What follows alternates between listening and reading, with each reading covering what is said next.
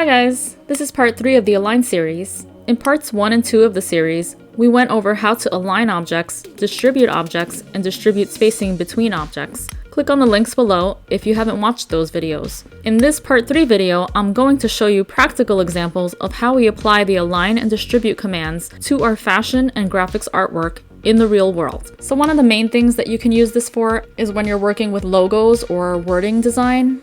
So here I want to add these smaller words with my logo, but I want to make this all even here.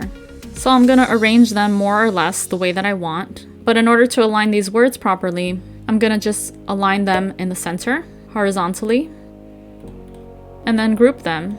And then I'm going to align the logo with the other wording vertically. And then I can group all the words and align the wording horizontally and vertically with my box. So that's one thing you can do with Align. Another thing you're going to want to use the Align panel for is for when you're working on print artwork. So either when you're aligning and distributing objects for placement prints, or even for repeat prints if you're trying to arrange your elements in a certain way.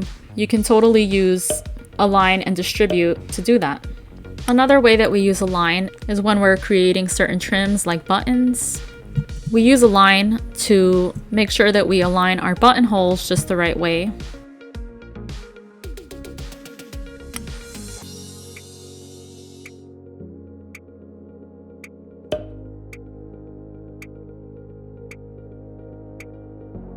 And then we can even use it to place our buttons correctly onto our garments. So in this case, I want to place the button at the very center of this skirt. So I can select my button, select the skirt, center front placket, click on that placket again to make it the key object, and do a horizontal align at the center. Then I can move that first button up or down wherever I want. And let's say I'm just playing around with this, trying to see how many buttons I want, and let's say that I'm happy with that. At this point, I'm going to want to distribute them evenly, and I can do that. And then let's say that I have these skirts that I drew, and I want to show them nicely on a fashion presentation. I'm going to want to arrange them neatly on my board. So I can put them approximately where I want, but in order to make sure everything is aligned neatly, I can use any of the align commands. I can use distribute spacing. I can play with different ways to arrange it on my board. And I can do that all quickly using these commands. And then also for presentation boards, I'm going to have wording, which I'm going to want aligned with my artboard. And I'm going to have color names for each garment or each print that I'm presenting.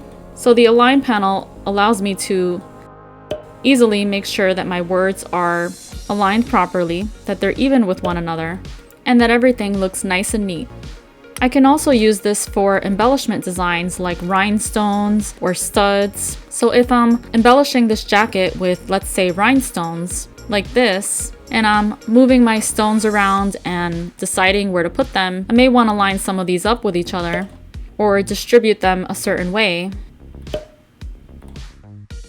And the Align panel can help me to do that. Another way this panel can help you is when you're designing embroideries. So if I am using different elements to make my embroideries and I'm trying to put things together, I can use the Align panel to line certain things up. And the Align panel can also help you when you're designing things like labels and hang tags. It can help you to align your wording the right way. So that's everything you need to know about the Align panel. So let me know in the comments if you knew all of these commands and if you learned anything new. Thanks so much for watching, guys. See you on the next video.